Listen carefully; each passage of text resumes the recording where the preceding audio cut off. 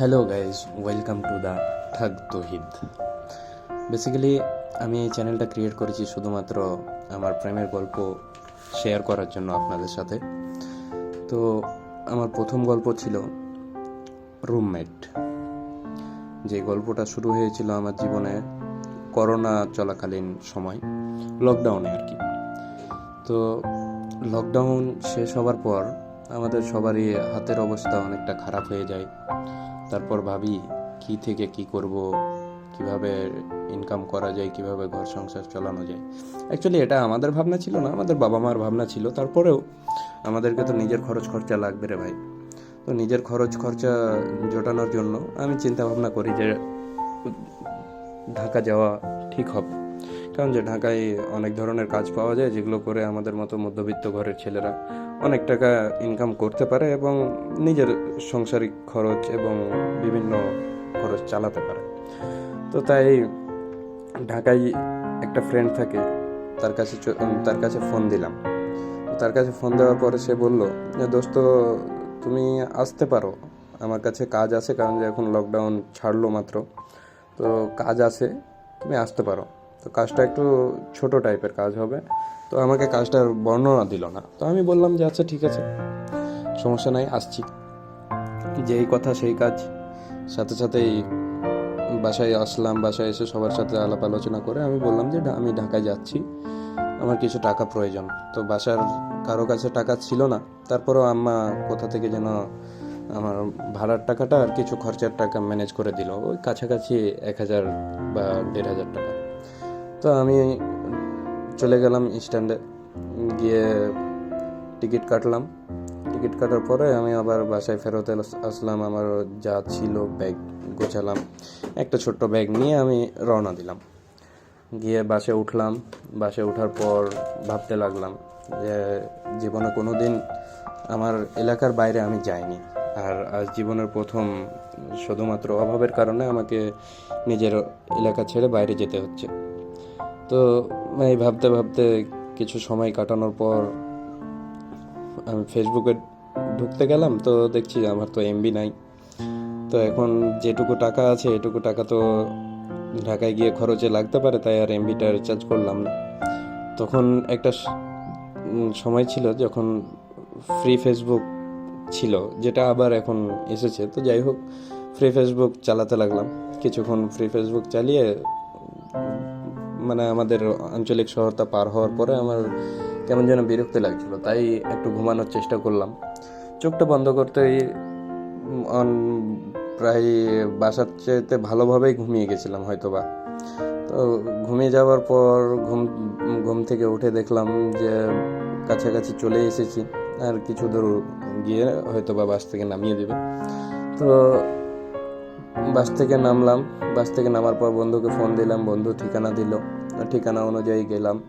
যাওয়ার পর আমার কাছে খুব বেশি একটা টাকা নাই, আর মাত্র 500টা টাকা আছে। তো সেই 500টা টাকা হাতে নিয়ে বন্ধুর বাসায় উঠলাম। বন্ধুর বাসায় ওঠার পরে নাস্তা করতে দিল।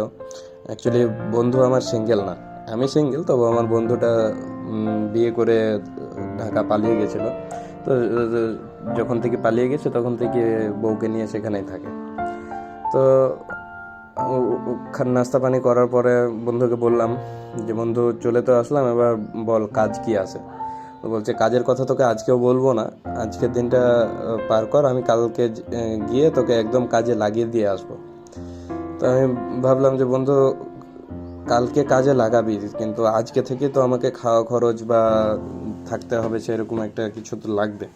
তো বলছে, দোস্ত বলল, দোস্ত চিন্তা করিস না, তোর খাওয়া দাওয়া আমি এখান থেকেই করবি। তোর একটা সমস্যা আছে। আমি বললাম যে কী সমস্যা? তো আমার বন্ধু আমাকে বলছে যে দোস্ত, এই রুমটা দেখছিস না, এটা সিঙ্গেল রুমের ফ্ল্যাট। মানে আমি আর আমার বউ একটা সিঙ্গেল রুম নিয়ে আছি। কারণ যে আমার চাকরি তো তুই জানিসই, খুব একটা মাইনে পাই না, যার কারণে আমি খুব বড় ফ্ল্যাট নিতে পারিনি। তো আমি এই ছোট ফ্ল্যাট নিয়েই আছি, দুইজন মিলে। তো তোকে থাকার ব্যবস্থা করতে হবে। আমি বললাম যে এগুলো কি কি কথা শুরু করলি তুই? কারণ যে আমি তো ঢাকায় জীবনের প্রথমেই তোর কথাতেই আসলাম, আর তুই বলছিস যে আমাকে থাকার ব্যবস্থা করতে হবে নিজেকে। এটা তো অসম্ভব প্রায় ঢাকার বুকে। তো তখন বন্ধু আমার বলল যে তুই চিন্তা করিস না, সামনে কিছু দূর গিয়ে একটা বিল্ডিংয়ে আজ মানে মেস ভাড়া চলছে। মেস ভাড়া বলতে ছাত্রছাত্রীরা বাইরে থেকে যারা পড়ালেখা করতে আসে তাদের জন্য মানে একটা বিল্ডিংয়ে মেস মেস সিস্টেম করা আছে, যেগুলোতে সিঙ্গেল রুম পাওয়া যায়। তো বন্ধু আমাকে বুঝিয়ে বললো যে ওই জায়গাতে বেশি ভাড়া লাগবে না আই থিঙ্ক, আর প্রথমে অ্যাডভান্স দেওয়াও লাগবে না। তো আমি রাজি হলাম। আর সেই বিল্ডিংয়ের কাছে গেলাম। সেই বিল্ডিংয়ের কাছে গিয়ে দেখি অনেক বড় একটা লাইন লেগে আছে। তো আমি ভাবলাম যে এত বড় লাইন শুধু এই বিল্ডিংয়ের জন্য। পরে দোস্ত আমাকে বললো যে এটা সামনে থেকে যত বড় দেখছিস তত বড় না, আসলে এটা অনেক বড় ফ্ল্যাট, আর এখানে সব সিঙ্গেল অ্যাপার্টমেন্ট করা আছে। সো এখানে সবাই ছাত্রছাত্রীরা সবাই একসাথেই থাকে। তো আমি আর কিছু না ভেবে লাইনে দাঁড়িয়ে পড়লাম। বন্ধু আমাকে বললো যে তুই বাসা ভাড়া কমপ্লিট করে আমাকে ফোন দে, আমি সামনে চায়ের দোকানে ওয়েট করছি। আমি বললাম আচ্ছা ঠিক আছে। তো আমার পকেটে আছে 500 টাকা। আমি বাসা ভাড়ার লাইনে দাঁড়িয়ে পড়েছি। কিছুক্ষণ পর হঠাৎ করে মনে হলো যে আমার পেছনে কেউ দাঁড়িয়ে আছে। তো আমি পেছনে ঘুরে দেখলাম একটা মেয়ে। কিন্তু শুধুমাত্র এই জিনিসটা দেখার পরে আমার চোখ আর ফেরাতে পারিনি, মানে আমি সেইভাবে পেছনে তাকিয়ে থাকি এক নজরে। তো মেয়েটা হঠাৎ করে আমাকে মানে সে তো আছে আমার পেছন দিকে। তো মেয়েটা আমাকে ধাক্কা দিয়ে বলল যে এই যে মিস্টার, কি দেখছেন এইভাবে, আগে কখনো মেয়ে দেখেননি নাকি? তো আমি বললাম যে না তেমন কিছু না, আসলে আপনি হঠাৎ করে আমার পেছনে এসে দাঁড়িয়েছেন তো তাই ভয় পেয়ে গেছিলাম। তো মেয়েটা বললো ওকে, নো প্রবলেম। তারপর আমি সামনের দিকে ঘুরলাম, কিন্তু সামনের দিকে ঘুরে আমার মনটা চাইছে যে আমি আবার পেছনে তাকাই, আবার ওই মেয়েটার দিকে তাকাই। মানে মেয়েটার বিবরণ আপনাকে দিতে পারবো না, এতটা সুন্দর ছিল, এতটা মানে কি বলবো আর কি। তো যাই হোক, আমি আবার পেছনে ঘুরতে যাব, ওই টাইমে আমার মন থেকে আমার মানে যে আবেগটা বাড়িয়ে আসছে, সেই আবেগ বলছে যে এখন ওই মেয়ের কথা ভেবে হবে না, এখন তোমাকে একটা রুম নিতে হবে আর সেই রুমে থাকতে হবে এবং কাল থেকে কাজে যেতে হবে। সো কোনো মেয়ের চিন্তাভাবনা এখন করিও না। তো আমি মেয়েটার চিন্তাভাবনা মাথা থেকে ঝেড়ে ফেলে দিলাম এবং আর পিছনে ঘুরে তাকালামই না। সামনের দিকে তাকিয়ে থাকলাম। লাইনটা শেষ হলো, আমার সময় আসলো, আমি ভিতরে গেলাম, মালিকের সামনে দাঁড়ালাম। আর ওই মুহূর্তে মেয়েটাও আমার সাথে এসে লাইনে মালিকের সামনে দাঁড়ালো। এর কারণ হচ্ছে যে লাইনটা ওখানেই শেষ, ওই মেয়েটাই শেষ পার্সন ছিল লাইনে। তো মালিক বলল যে তোমরা দুইজন কি একসাথে, তোমরা কি পরিচিত কেউ? আমি বললাম যে না না, ও আলাদা, আমি আলাদা। মানে ও এমনভাবে এসে দাঁড়িয়েছে, মালিক মনে করছে যে আমরা দুইজন হয়তো বা একসাথে আছি বা ভাই বোন এরকম টাইপের কিছু। তো মেয়েটাও বললো যে না, আমি আলাদা, উনি আলাদা। তো মালিক তখন বলল যে দেখো তোমরা দুইজন আছো, কিন্তু রুম আমার কাছে আর একটাই বাকি আছে, এটাই লাস্ট রুম। আর যদি তোমরা দুইজনের ভিতরে যে কোনো একজনের কোথাও থাকার সামর্থ্য থাকে তো যে কোনো একজনই এই রুমটা নিতে পারো, আর কে নিবা তাড়াতাড়ি ডিসাইড করো। তো আমি ওই মেয়েটাকে বললাম যে দেখুন, আমি এখানে অনেকক্ষণ থেকে আছি আর আমি আগে এসেছি, সো রুমটা আমার প্রয়োজন আর আমাকে নিতে হবে। আর আমি ঢাকায় নতুন এসেছি, সো আমার কাছে থাকার জন্য সেই রকম কোনো জায়গা নাই এখানে। এই জায়গাটার একজন ঠিকানা দিল, তাই আমি এখানে এসেছি এবং এসে এই রুমটা ভাড়ার কথা বলছি আর কি। তো মেয়েটা বলল যে আপনি একটা ছেলে মানুষ, আপনার জন্য বাইরে রাত কাটানো বা অন্য জায়গায় যাওয়া বা যে কোনো রুম ঠিক করা আপনার জন্য কোনো ব্যাপার না। সো আমি বললাম যে দেখুন, এটা আপনার বাড়াবাড়ি, আমি এই রুমে আমি এখানে আগে এসেছি। সো আমি ওই মেয়ের সাথে আর কথা না বাড়িয়ে আমি সরাসরি মালিককে বললাম যে দেখুন, আমি আগে এসেছি, সো আমাকে আপনার রুমটা দিতে হবে। তো মেয়েটাও বললো যে দেখুন আঙ্কেল, আপনি একটা ছেলেকে রুম দিচ্ছেন, কিন্তু একটা মেয়ে, যে অসহায় মেয়ে এখানে দাঁড়িয়ে আছে, কিন্তু আপনি তার দিকে একবারও খেয়াল করবেন না। তো বাসার মালিক চিন্তায় পড়ে গেল কি করবে। তো এই মুহূর্তে মেয়ের সাথে আমার আরও কিছু কথা কাটাকাটি হওয়ার পরে মেয়েটা হুট করে বাসার মালিককে বলে যে আঙ্কেল, আমরা দুইজন যদি একসাথে এই রুমটাতে থাকি তাহলে কি ভাড়া 3000ই লাগবে নাকি বেশি দিতে হবে? তো বাসার মালিক বলে যে আমি জানি না তোমরা দুইজন একসাথে কি আলাদা, তবু বাসা আমি 3000 টাকাতে ভাড়া দেবো। এখন 3000 টাকা তুমি 3 জন থাকবা কি 30 জন থাকবা সেটা তোমার ব্যাপার, বা 2 জন থাকবা কি 200 জন থাকবা সেটাও তোমার ব্যাপার, তুমি আমাকে 3000 টাকা দিলেই হবে। তো মেয়েটি হুট করে আমাকে অফার করে বলল যে এই যে মিস্টার দেখুন, আপনার কাছেও কোনো উপায় নেই, আমার কাছেও কোনো উপায় নেই, সো এটা যেহেতু একটাই রুম আছে, তো আমরা 2জন একসাথে কি থাকতে পারি? আমি এখানে উত্তর কি দেবো আমি থতমত খেয়ে নিই। তারপরে কিছুক্ষণ ভাবার পরে আমি ভাবলাম যে, দেখলাম যে না, আমার কোনো উপায় নাই, আমি যদি এখন এখানে না করে দিই তো আমি হয়তো বা আমাকে রাস্তাতেও রাত কাটাতে হতে পারে, কারণ যে বন্ধুর ওখানে তো তার বউ নিয়ে এক ঘরে থাকা যাবে না। তো আমি মেয়েটাকে বললাম যে ওকে ঠিক আছে, ডান, আমি রাজি। তো মেয়েটা আবার বলে উঠলো যে দেখুন মিস্টার, ভাড়া 3000 হলো, আমি কিন্তু ভাড়া 1000 দেবো, 2000 আপনাকে দেওয়া লাগবে। আমি বললাম কেন? বলছে আমি ছাত্র, আমি ছাত্রী, আর যার ফলে আমার ছাত্রছাত্রীদের যে কোনো জায়গাতে হাফ ভাড়া দেওয়া লাগে। আর এখানে আপনি যেহেতু বলছেন আপনি পড়ালেখা মানে ওই তর্ক বিতর্কের ভিতরে এগুলো বলা হয়েছিল যে আমি পড়ালেখা করি না, আমি কাজে কর্মে এসেছি আর কি, এরকম টাইপের কিছু। তো বললো যে আপনি যেহেতু পড়ালেখা করেন না, সেহেতু আপনি যেহেতু ব্যবসায়ী বা চাকরিজীবী, সেহেতু আপনাকে ভাড়াটা 2000 দেওয়া লাগবে। তো আমি ভাবলাম যে আমি তো ভেবে এসেছিলাম 3000 দেওয়া লাগবে, এখন যদি একটা মেয়ে আমার সাথে থাকে আর তার উপরে আমাকে ভাড়া 1000 কম দেওয়া লাগে, সেহেতু আমার জন্য 2000টা খুব একটা বড় কিছু না, কারণ যে আমি তো ভেবে এসেছিলাম 3000। তো আমি তার কথায় রাজি হয়ে গেলাম এবং মালিকের কাছ থেকে বাসার চাবিটা নিয়ে নিলাম। এখন বাসার চাবিটা নেওয়ার পর আমার তো বন্ধু বাইরে ওয়েট করছে আমার জন্য। তো আমি মেয়েটাকে বললাম যে আপনি কিছুক্ষণ দাঁড়ান, আমি আসছি। বলছে কিছুক্ষণ বলতে কতক্ষণ? আমি বলছি 5 মিনিট। বলছে 5 মিনিটে 1 সেকেন্ডও বেশি আমি দাঁড়াতে পারবো না। বলছে সেটা আপনার ব্যাপার, আপনি চলে যান, সমস্যা কি? তো আমি সেই বলে চলে গেলাম। তো বন্ধুকে বললাম যে বাসা পেয়েছি, কিন্তু বন্ধুকে তখন আমি মেয়েটার কথা বলিনি, কারণ যে তাকে বলতে গেলে হয়তো বা সে কি ভাববে না ভাববে, বা আমার বাসায় ফোন দিয়ে কি বলবে না বলবে, তাই আর কিছু বলিনি। তো বন্ধুকে যে বললাম তুই বাসায় যা, আমি রাত্রে আসছি, রাত্রে এসে খাওয়া দাওয়া করবো আর কি। তো বন্ধু বললো আচ্ছা ঠিক আছে, তুই দেখ বাসাটা গোছাগাছি কর, আমি রাত্রে আসছি। আমি বলছি না, তোকে আসতে হবে না, আমি আসছি, এসে তোর সাথে দেখা করবো। তো বন্ধু আর কিছু বললো না, চলে গেল। চলে যাওয়ার পর আমি আবার বাসার ভিতরে আসলাম, তো দেখছি মেয়েটা ওখানেই দাঁড়িয়ে আছে, এখনো সে উপরে ওঠেনি। আর একটা কথা বলা হয়নি, সেটা হচ্ছে যে আমাদের যে বাসাটা, সেটা আমাদের যে রুমটা আর কি, সেই রুমটা হচ্ছে 7ম ফ্লোরে, 7ম তলায় আর কি, 7 তলাতে। তো মেয়েটা বলছে যে একটু সাহায্য করবেন। আমি বলছি কি সাহায্য? বলছে আমার ব্যাগটা একটু নিয়ে যাবেন আপনি। আমি বলছি আপনার ব্যাগ আমি কেন নিয়ে যেতে গেলাম? তো মেয়েটা বলছে দেখেন এখন একসাথে যেহেতু থাকতে হবে, সো একটু আপনাকেও আমার হেল্প করতে হবে, আর বা আপনার যদি কোনো হেল্প লাগে সেটাও আমাকে করতে হবে। তো আমি ভাবলাম যে এখন যদি মেয়েটার সাথে খারাপ ব্যবহার করি, তাহলে হয়তো বা সে ভবিষ্যতে যে আমার চাইতে আরও বেশি খারাপ ব্যবহার করতে পারে। তো আমি সব দিক ভেবেচিন্তে দেখলাম যে না, মেয়েটা সাহায্য করা দরকার।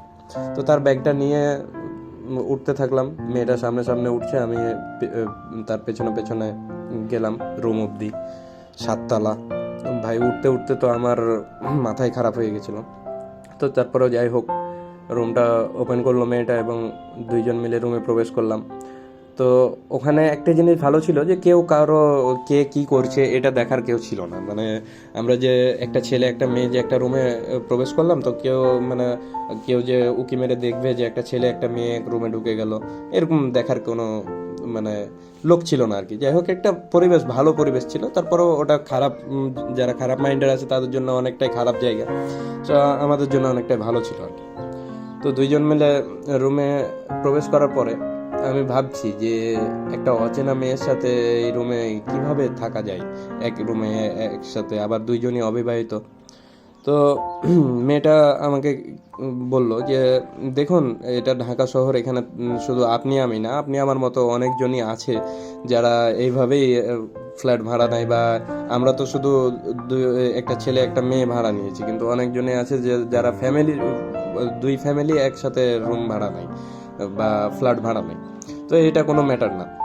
তো আমি মেয়েটার কথাতে একটু শান্ত হলাম। তারপরও দেখলাম যে সামনে আবার মানে বিছানা তো নাই, বিছানা আমাদের বিছানায় বিছাতে হবে, কিন্তু খাট আছে একটা। এখন একটা সিঙ্গেল রুমের জন্য একটা সিঙ্গেল খাটই থাকবে, তাছাড়া তো আর বেশি কিছু থাকবে না। তো সিঙ্গেল খাটটাও মোটামুটি বড় হলেও মানে দুইজনের জন্য একটু কষ্টসাধ্য খাট আর কি। তো যাই হোক, আমি খাটের ওইখানে যাই, যে আমার ব্যাগটা খুলে আমার যা বিছানাপত্র ছিল সব নামিয়ে বিছানাটা মানে বিছাবো, এই সময় মেয়েটা বলে উঠলো, এই যে মিস্টার, আপনি আমার জন্য রুমটা পেয়েছেন, সো আপনি নিচে শুবেন আর আমি বিছানায় শুব। তো আমি বললাম যে হ্যালো, আপনি আমার পরে এসেছেন, আমি যদি জোর দাবি করতাম তো আমি একাই থাকতে পারতাম, তার উপরে আবার আমি আপনার চাইতে 1,000 টাকা বেশি ভাড়া দিচ্ছি, সো আপনি গরম দেখায়েন না। কারণ যে আর কি মানে এইভাবে আর কি বুঝালাম আর কি। তো মেয়েটা বলল যে দেখুন মিস্টার, আমি এই খাটেই শুব, আপনি নিচে শুতে পারলে শুন, আর না হলে 3,000 টাকা ভাড়া আমি একাই দিতে পারবো। তো এখন কি করার কিছু মাথায় আসছে না। তারপর আমি বললাম যে না, আমি নিচে শুতে পারবো না, কারণ যে আমি 2,000 টাকা ভাড়া দিচ্ছি, লজিকের ব্যাপার যে আমি 2,000 টাকা ভাড়া দিচ্ছি, আমি প্রথমে এসেছি, আমি কেন নিচে শুবো। ও আমাকে নিজে অফার করেছিল যে একসাথে থাকার জন্য, তাই আমি রাজি হয়েছি। তাছাড়া তো 3,000 টাকা ভাড়া দিতে আমিও রাজি হয়েছি। তো মেয়েটা হুট করে বলে উঠলো, আমি এগুলো সব কিছু চিন্তা ভাবনা করছি, আর এর ভিতরে মেয়েটা হুট করে বলে উঠলো, দেখুন আমার কাছে কিছু জিনিস আছে, মানে ওর ব্যাগটা মোটামুটি ভারী ছিল, তো বললো যে আমার কাছে কিছু জিনিস আছে, আমি সেই জিনিসগুলো খাটের মাঝ বরাবর দিয়ে দিচ্ছি, আর তারপরে তখন আপনি আপনার সাইডে থাকবেন, আমি আমার সাইডে। আমি হা করে মানে মেয়েটার দিকে হা করে তাকিয়ে থাকলাম যে মেয়ে কি বলে, যে এক সিঙ্গেল ছেলে সিঙ্গেল মেয়ে, যুবক ছেলে যুবতী মেয়ে আবার একটা সিঙ্গেল রুমে একসাথে এক খাটে কিভাবে থাকতে পারে, আমি এটাই ভেবে কুল পেলাম না। আর মেয়েটার দিকে হা করে তাকিয়ে থাকলাম। তো আমি আজকে আর গল্প বাড়াতে চাচ্ছি না, আজকে আমি ভাবছি যে এখান পর্যন্তই রাখি, কারণ যে স্টোরি অনেক লং হয়ে গেছে, যথাসাধ্য স্টোরি এত লং কেউ শুনে না। তো যাই হোক, আমি আজকের মতো এখানে শেষ করলাম। আর যদি আমার মানে চ্যানেলে যেটা বলা হয়েছে যে আমার স্টোরি যদি মানুষ দেখে, তারা যদি শেয়ার করে, লাইক করে এবং আমার চ্যানেলকে সাবস্ক্রাইব করে, তো আমি নেক্সটে অবশ্যই এই গল্পের শেষ অবধি আপনাদের সাথে একসাথে যাব। আর আপনারা যদি মনে করেন যে না, গল্পটা অতটা ভালো না, তাহলে আপনারা আপনাদের কমেন্টে জানিয়ে দেবেন যে এই ভিডিওটা ভালো কি, আর নেক্সট বার চান কি চান না। হ্যাঁ, তবে এটা বলে রাখি যে আমার গল্প শেষ অবধি যে ব্যক্তি না দেখবে সে কিছুই বুঝতে পারবে না, কারণ যে আমি গল্পের শুরুতে হয়তো বা বলেছি বা ভুলে গেছি যে আমি মূর্খ, সো আমি গল্প সাজিয়ে লিখতে জানি না। তবে গল্প যেটা লিখেছি এটা কিছুটা রিয়েল লাইফ আর কিছুটা মানে আমি নিজে চিন্তা ভাবনা করে লিখেছি, কারণ যে সম্পূর্ণটা রিয়েল লাইফের গল্প মানুষ পড়তে রাজি হয় না বা দেখতে রাজি হয় না। তো ধন্যবাদ সবাইকে আমার গল্পতে এতক্ষণ আমার সাথে থাকার জন্য, এবং নেক্সট পার্ট যারা যারা শুনতে চান বা দেখতে চান, তারা অবশ্যই আমার সাথে আমার এই চ্যানেলের সাথে একসাথে থাকবেন।